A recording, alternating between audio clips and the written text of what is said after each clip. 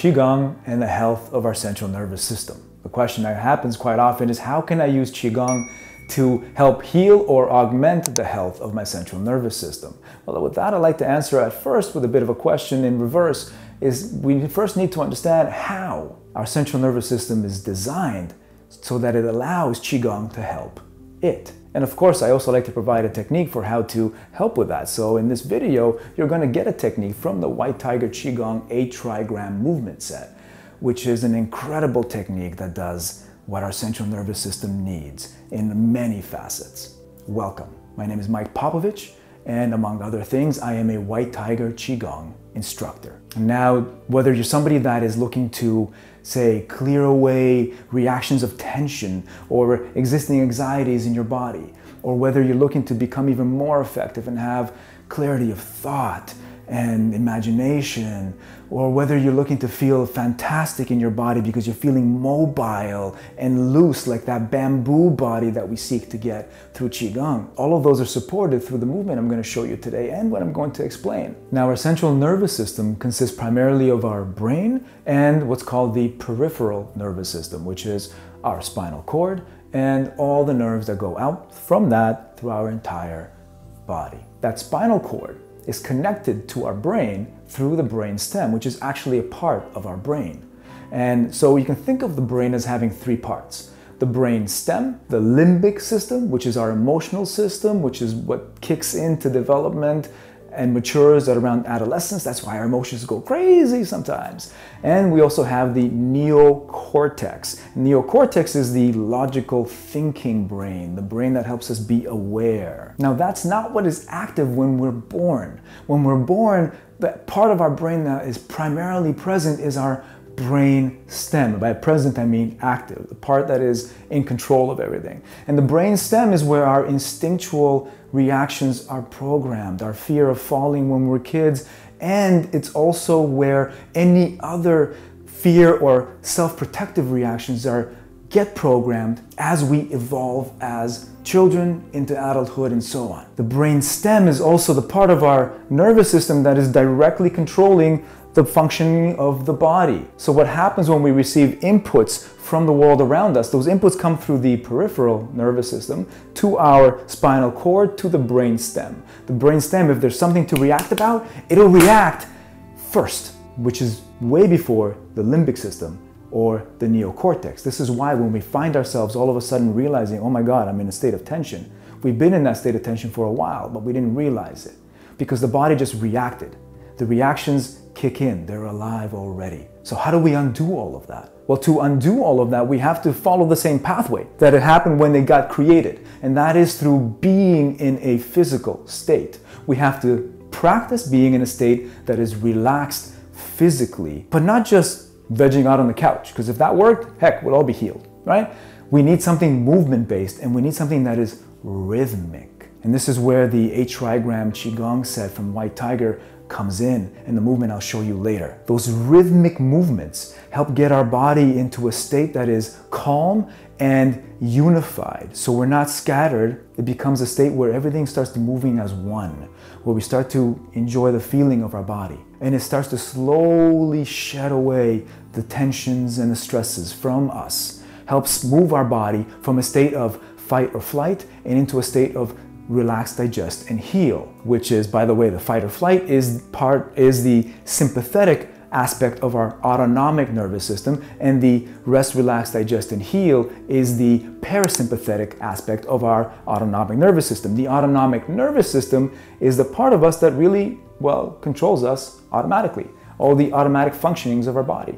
It's designed to kick in before we know it if we need to protect ourselves or run. And we have to figure out a way to now, especially if we're dealing with consistent, continual stress, which is exactly what we're dealing with in our modern lives, how to switch it from sympathetic to parasympathetic. Part of that is movement, but the real big part is also breath. The breath is the only part of our physiology that we have, that internal physiology, because we can control our arms all we want, our legs all we want, but the internal physiology that we have 100% control over voluntarily.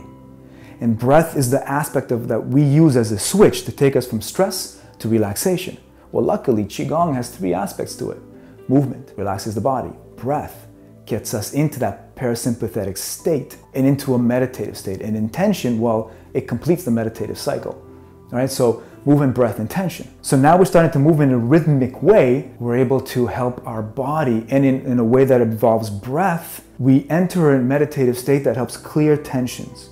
But not just that. It also starts, the more we practice it, resetting our stress response. And to add to that, it helps in the movement I will show you to nourish the brain.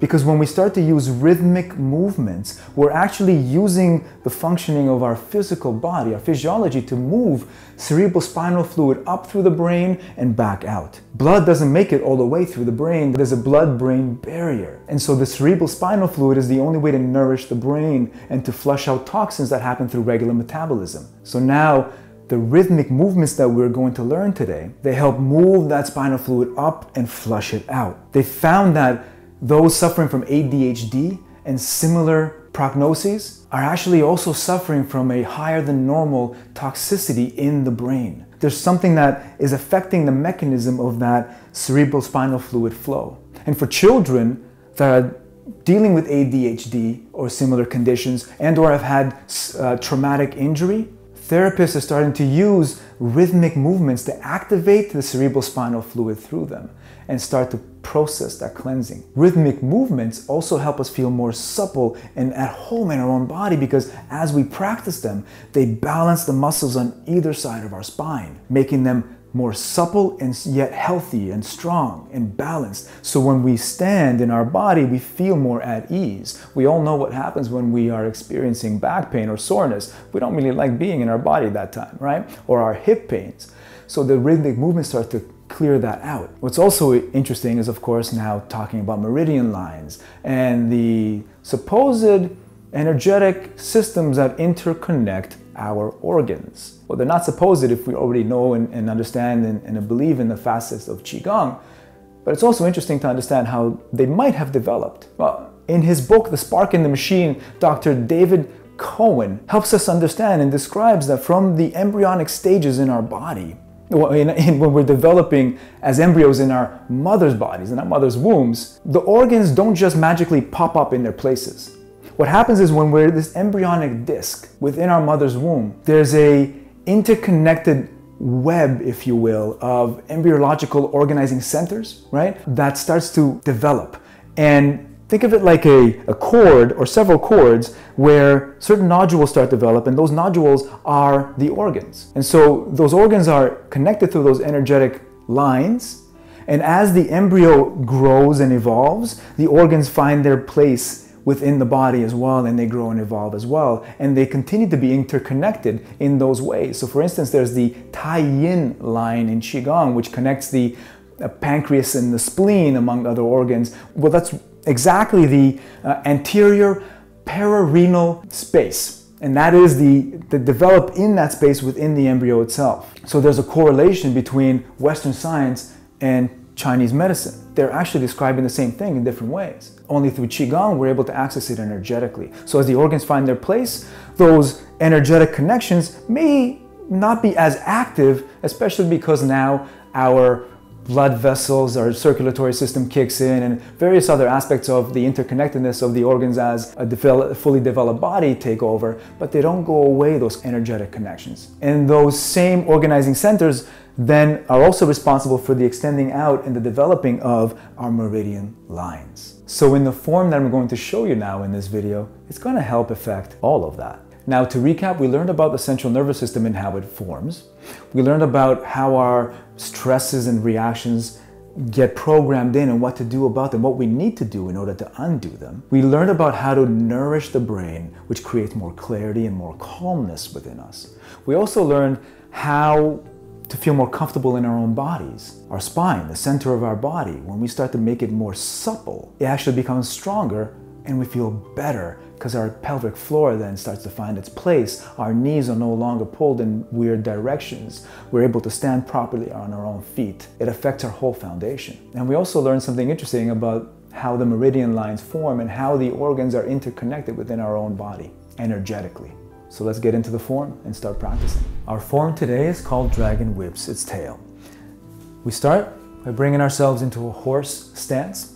And in that horse stance, we make sure that our feet are not forward because we don't want to put any strain on our knees. We allow them to come out comfortably about 45 degrees and feeling nice and solid, allowing the knees to follow the direction of our feet. Now, checking into our upper body, if we feel ourselves leaning forward too much, that just means we're a little too deep into the horse stance for what is right for us. Allow yourself to come up, allow your body to become upright. The tailbone drops down, and the spine is in a neutral spine position to begin with. We're going to start now with our arms, bringing our arms in front. We're holding on to a gentle ball in each hand and bringing our arms into the body towards the lower abdomen, what's called the lower dantian. We're going to now bring the arms back and around, and as we do, we're going to allow a wave to come up the body